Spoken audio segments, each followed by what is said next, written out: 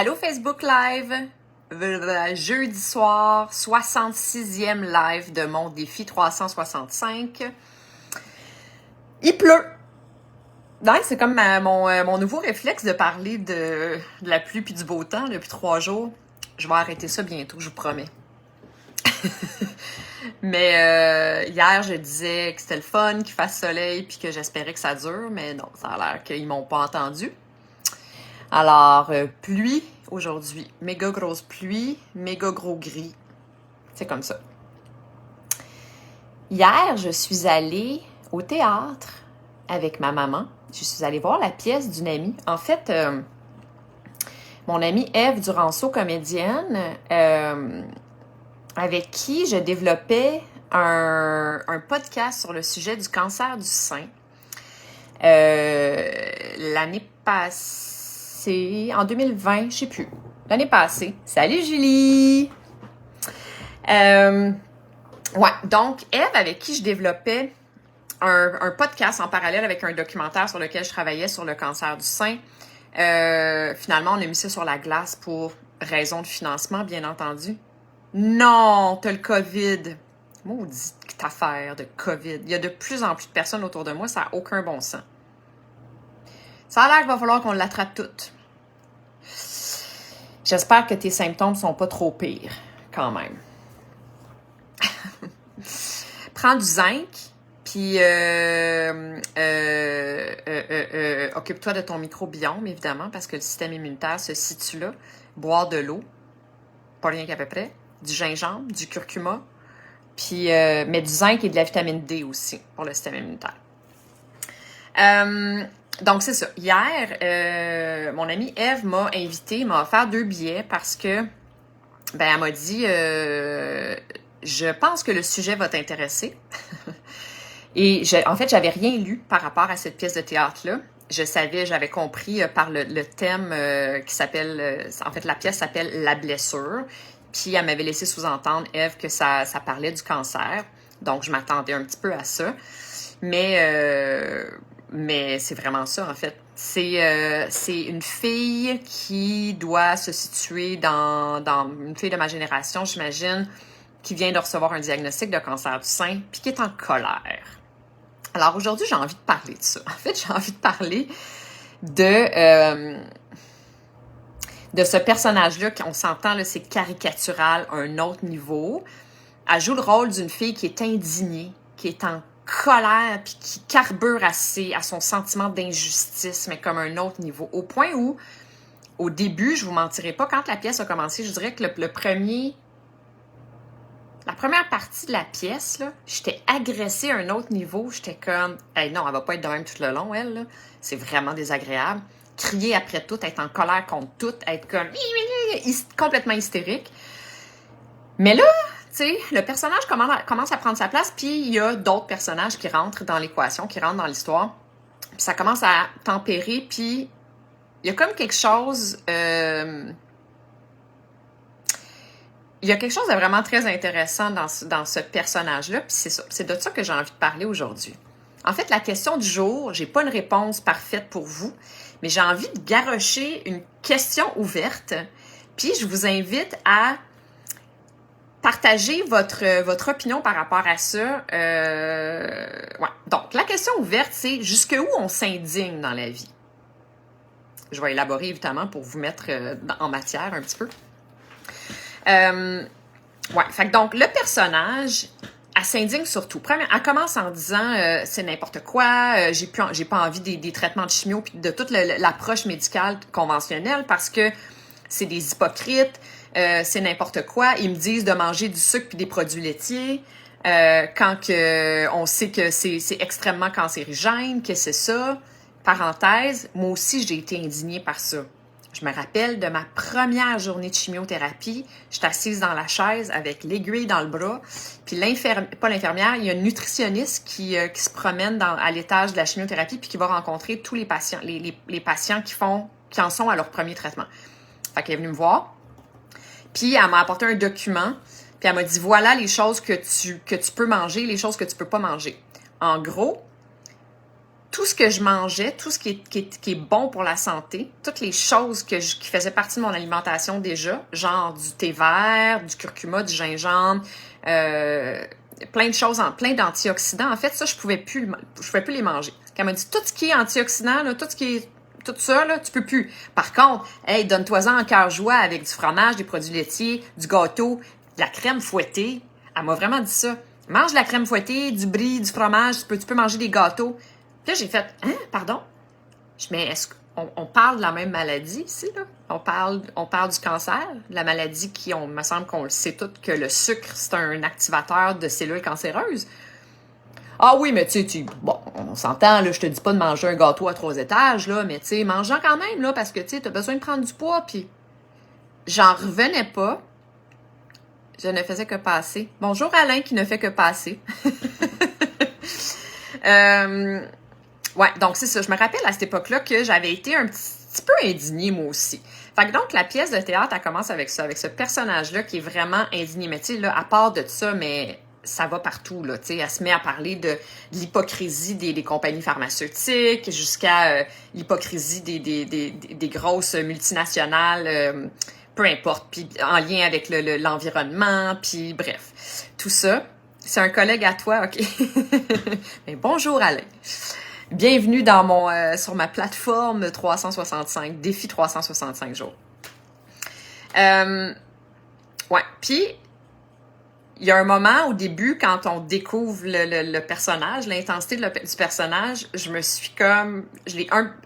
J'ai reviré ça contre moi, vers moi. Je me suis dit, je suis comme ça. Je me suis vraiment dit, oh mon Dieu Seigneur, j'espère tellement que je suis pas comme ça parce que c'est vraiment désagréable, quelqu'un comme ça. J'ai une question. Est-ce que tu as mangé du sucre finalement? Absolument pas. Non, pas du tout. Ben, absolument pas. J'ai mangé, tu sais, ça m'arrive, je vais à Noël, là, mettons, je vais manger de la bûche que ma mère a fait. Je m'empêcherai pas de manger la bûche de Noël que ma mère a fait.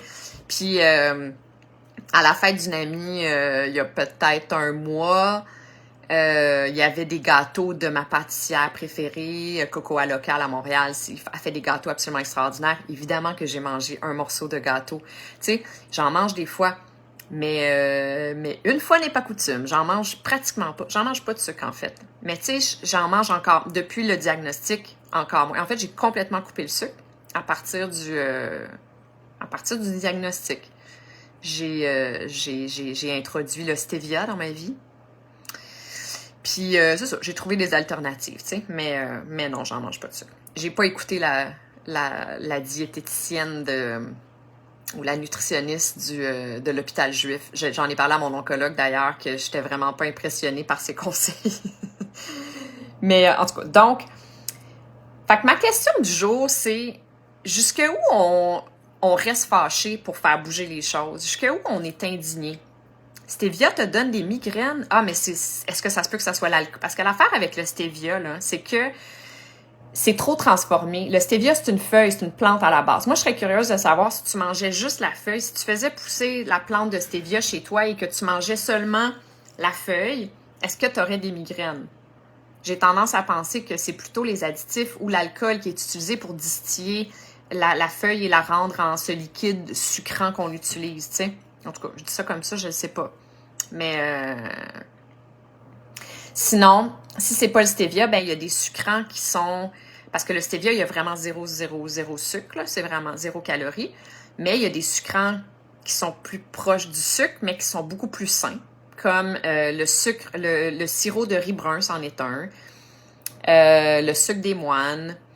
Il faut faire attention avec les sucres d'alcool quand ça finit par OL, tu sais, les sucres qui sont mis de l'avant par la diète cétogène, entre autres, ben ça, il faut faire attention avec ça parce que tous les sucres en OL, là, c'est pas super non plus pour notre santé. Il n'y a pas de calories, mais ça veut pas dire que c'est bon pour notre santé. Fait que c'est ça, il faut faire attention à ça. Je saute de 2 sujets en même temps. Je suis capable. J'espère que vous êtes capable, vous aussi, de me suivre. Ouais, fait que ma question du jour, c'est jusqu'où on s'indigne? Le sucre de palme? Non, non, pas du tout, pas du tout. Très mauvais. Très, très, très mauvais. Sucre de palme, sucre roux. Sucre de palme, c'est le sucre comme de la cassonade, en fait. Excuse-moi, OK, je Je te laisse continuer. Ça va, il n'y a pas de trouble. Mais non. En fait, c'est drôle parce que je viens juste de finir un meeting avec mon assistante, puis on est en train de parler de ça allait être quoi les thématiques de la semaine prochaine. Puis on a décidé que ça serait le sucre parce que c'est Pâques, pas en fin de semaine qui s'en vient, mais l'autre week-end d'après, c'est Pâques, puis on va en profiter la semaine prochaine pour parler des alternatives au sucre. Alors, stay tuned, Julie, finalement, parce que on va donner beaucoup plus d'informations à ce sujet-là. Il y a 300 milliards de raisons pour lesquelles être indigné dans la vie. Mais vraiment, j'en sais quelque chose. J'ai l'indignation facile. Que ce soit, peu importe c'est quoi le sujet, j'en ai déjà parlé, je pense, dans un live ici, je parlais de, tu sais, le racisme systémique, hashtag MeToo, toutes les situations, la guerre, mon Dieu, tu sais, je dis, il y en a 300 milliards là, de situations où moi, je vais toujours être celle qui va faire un instant. Puis, je crois encore à que si tu restes silencieux en pensant que tu n'as aucun pouvoir sur la situation, en disant « Hey, ça sert à rien que je me prononce, que je dise quoi que ce soit. Je suis juste un petit humain, moi, dans cette marée d'êtres humains-là. J'ai aucun pouvoir. » Mais si tout le monde pense comme ça, on n'avancera pas. Fait que je suis toujours la première à dire, même si tu es un petit humain dans la marée d'êtres humains, tu as ton pouvoir d'être humain, de pensée, de réflexion, de raisonnement, puis tu as le droit de lever ta main puis de faire, tu sais. Puis c'est surtout en pensant au-delà de notre petite personne, de penser d'un point de vue du bien-être collectif, de penser plus large que juste nous.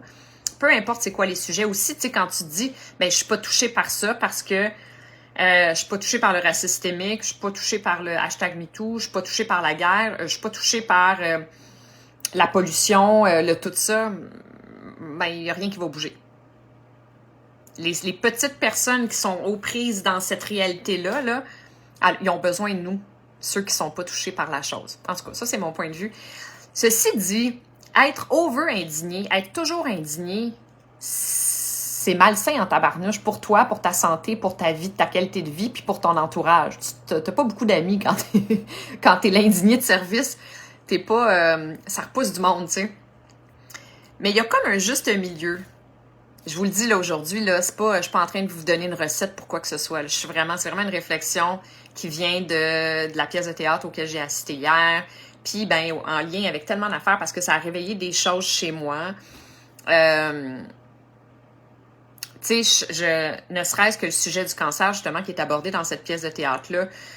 Tu sais, c'est un sujet qui me touche beaucoup parce que je suis fâchée qu'on investisse seulement de l'argent dans la recherche de la guérison de la tumeur quand on investit zéro argent dans la prévention de la chose, dans l'éducation des potentiels facteurs cancérigènes auxquels on est confronté, les femmes, à tous les jours de notre vie. Comment ça, donc, je suis sur le groupe groupe de cancer du sein Québec sur Facebook, et que cette semaine, je tombe sur une publication, il y a une des membres, une des femmes qui a un cancer du sein, qui publie un post, une image avec plein de produits de beauté, de maquillage, puis elle dit hey les filles, j'ai assisté. En passant, on est comme 5000, je pense, sur ce site-là. Toutes des femmes qui ont un cancer du sein. Et cette femme-là, c'est ça, elle dit hey les filles, j'ai assisté à la conférence en ligne sur comment les produits de beauté à utiliser pendant les traitements de chimiothérapie. Puis là, moi, en lisant cette première phrase-là, mon réflexe, c'est de me dire « Ah, enfin, quelqu'un parle des xénoestrogènes, quelqu'un parle des toxines qui sont des perturbateurs endocriniens puis qui peuvent vraiment participer à développer des tumeurs cancéreuses, développer les cellules cancéreuses. » Et là, je continue le post, puis je vois que, premièrement, l'image qu'elle a publiée, c'est toutes des grosses marques remplies de toxines, remplies de toxines. Puis là, je continue le post, puis là, elle dit, ouais, il nous envoie le cadeau de tout ça. Puis là, je me dis, mais attends, je comprends pas. Pourquoi? Je comprends pas, là. Morale de cette histoire, les gens ne savent pas.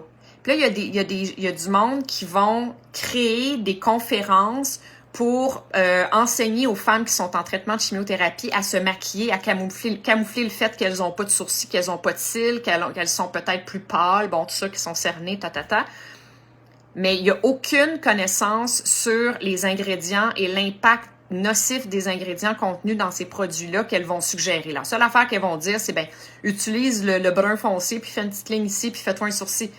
Attends un peu, là. Tu sais, fait que j'ai écrit, puis j'ai donné une panoplie d'informations. Et là, il y a eu, mon Dieu, une réponse incroyable de toutes les femmes. Au début, il y avait beaucoup de, ben voyons, qu'est-ce que tu dis là? Mon oncologue m'a pas parlé de ça. Ben voyons, t'es qui toi pour dire ça? Il y avait beaucoup de ça. Et là, j'étais obligée de te défendre, puis expliquer de où ça vient, puis fournir des articles, des preuves à l'appui. Puis là, ben finalement, il y a quand même des femmes qui m'ont appuyé en disant « Elle a complètement raison, c'est complètement vrai. » Puis les oncologues maîtrisent à merveille leur spécialité, leur expertise à eux, mais ils ont eu zéro information en lien avec les toxines environnementales, en lien avec les hormones, en lien avec la nutrition, en lien avec le sommeil. Ils savent rien autour de leur expertise qui est la tumeur et l'élimination de la tumeur. La médecine conventionnelle se concentre sur l'élimination du bobo, du symptôme, mais ils vont jamais aller à la cause de la chose. La cause étant, il faut la connaître pour pouvoir la prévenir, mieux la guérir, empêcher une récidive de la maladie en question. Tu sais, tout ça. Tout ça pour dire que c'est une autre raison pour laquelle j'aurais pu m'indigner cette semaine. Ou enfin, je l'ai été un petit peu, je me suis calmé les nerfs, mais tu sais, c'est un peu comme, aïe, aïe, encore, c'est quand même assez incroyable. Tu sais, il y a des gens qui vont payer pour ça, puis ils vont aller, ils sont en plein traitement de chimio. Puis au niveau de l'alimentation, c'est la même chose. Moi, je suis en train de faire ma naturopathie quand la nutritionniste sur l'étage de la chimiothérapie est venue me voir. Je suis déjà quelqu'un d'informé, je suis déjà quelqu'un en santé, je le sais, tu sais. Mais la majorité des gens, ils n'ont pas cette information-là. Fait qu'elle va être en chimiothérapie, elle va retourner chez elle, elle va manger de la crème fouettée, du fromage, du pain blanc. Tu sais, voyons donc, toi, on est en 2022, qu'est-ce que c'est ça, cette idée-là? On stagne. Tu sais, parce que, bon, en tout cas, l'idée, mon live aujourd'hui, c'était pas de rentrer dans les indignations, mais c'était plutôt de parler de jusqu'où on s'indigne. Jusqu'où, pour notre santé à nous, tu sais, il y a vraiment, je pense qu'il devrait avoir un juste milieu qu'il faut qu'on trouve nous-mêmes pour notre santé à nous. Puis, c'est ça, en fait. Jusqu'où on s'indigne. Je pense qu'il faut s'indigner, mais pas trop. Il faut, parce que si on ne s'indigne pas, c'est comme si on approuve la chose. On laisse la chose exister. Je sais qu'il y a bien du monde, encore une fois, qui se disent qu'ils n'ont aucun pouvoir sur les affaires, fait qu'ils préfèrent juste comme vaquer à leurs occupations puis faire comme si ça n'existait pas, parce qu'ils se disent, ben oui, mais tu sais, hey, ça sert à rien. Même à petite échelle, le nombre de fois où je me suis ramassée autour d'une table avec, je sais pas, 6-10 personnes, puis qu'on est autour d'un sujet un petit peu fragile, et que 5 personnes sur 6 vont décider de rester silencieux en se disant « ça sert à rien que j'en parle ». Oui, mais si on se dit tout ça tout le temps, les choses n'évolueront jamais. Les choses ne changeront pas. C'est à la hauteur de notre petit humain, notre petite vie, qu'on peut commencer à lever les drapeaux rouges puis faire « non, moi ça, je donne pas mon accord à ça. Moi, je dis pas oui à ça ». Fait que c'est ça. Ouais. Malheureusement, je peux pas vous suggérer d'aller voir la pièce de théâtre parce que ça se termine cette semaine. C'est terminé. Mais par contre, c'est ça. Si jamais vous êtes-vous des gens qui sont touchés par des sujets qui sont injustes dans la vie, des situations injustes? Si oui, levez la main. Puis, vous pouvez même me partager c'est quoi votre plus grande indignation. Tu sais, il me semble que ce serait le fun qu'on commence à parler de ça. On aimerait évoluer, on aimerait que le monde dans lequel on vit évolue. On aimerait passer à une prochaine étape au niveau de toutes ces affaires-là, au niveau de l'équité, au niveau de... Là, je parle comme une woke, tu sais, mais je le suis un petit peu, je pense. Je suis un petit peu une woke. Puis encore une fois, dans ce sujet-là, il y a beaucoup un retour de ce, il y a eu une vague de woke, puis là, après ça, il y a la contre-vague qui est comme, hey, les woke, vous êtes fatigants rares. On peut-tu revenir à notre ancienne vie où on chialait jamais puis que tout était cool? Oui, mais quand on chialait pas, il y avait plein d'affaires de pas correctes qui se passaient, puis on se fermait les yeux. Fait que les woke, je trouve ça super, mais jusqu'où on est woke? Jusqu'où on devrait être woke? Est-ce qu'à un moment donné, on devrait faire... OK, là, je vais choisir ma santé physique, mentale, mon énergie, je vais la garder pour d'autres choses. sais. Matière à réflexion. Mais j'aimerais ça que vous veniez déposer un petit mot ou deux dans les commentaires, que ce soit en live ou en rediffusion, que vous veniez déposer votre opinion là-dessus. Indignons-nous ou pas? Ah non, moi je trouve que franchement, là, ce sujet-là, il avancera pas de mon vivant. Ça sert à rien que je me prononce là-dessus. Puis mon énergie est trop précieuse, fait que je vais la garder pour moi. Hey, c'est bien correct. C'est bien correct. Moi, je suis comme, je sais pas, je suis une nature de combattante peut-être, mais en même temps, je me tombe sur les nerfs, faut pas que je le sois trop, ça m'énerve. Tu sais? Puis faut pas qu'on nage dans la boue non plus, faut pas qu'on dépense notre énergie inutilement, faut qu'on sente que ça puisse faire bouger les choses, ne serait-ce qu'un petit peu, tu sais. Alors, ben voilà, c'est tout. Je vais en reparler en fait les toxines environnementales, ça fait longtemps que je vais en parler. C'est un sujet qu'on connaît trop peu. Puis en fait, moi j'ai l'impression que parce que je le connais, j'ai l'impression que j'en sais beaucoup là-dessus, que tout le monde le sait, mais clairement pas parce que je vous dis là, j'ai déclenché une marée sur la page de cancer du sein Québec cette semaine sur Facebook là. Ça fait comme 5 jours de ça, puis j'ai encore des retours là-dessus. J'ai encore du monde qui m'écrivent en me remerciant d'avoir parlé de ça parce que la grande majorité des gens qui ont un cancer hormonodépendant, ça veut dire que c'est une tumeur qui est nourrie par les hormones, ce qui veut dire que c'est nourri par un débalancement hormonal, dans la majorité des cas, un trop-plein d'estrogène. Trop-plein d'estrogène, dans la majorité des cas, est provoqué par les toxines environnementales / les xénoestrogènes, qui sont les perturbateurs endocriniens qu'on retrouve dans pratiquement tout. On le sait pas, c'est assez incroyable? Tu sais? En tout cas, je dis ça de même. Elle finit ça en s'indignant. Hey, bonne soirée tout le monde. Puis si vous êtes en rediffusion, #replay, ou je t'ai écouté, pas obligé d'écrire hashtag, mais en tout cas, commentez. Ça serait le fun. J'aimerais ça. Bye! À demain!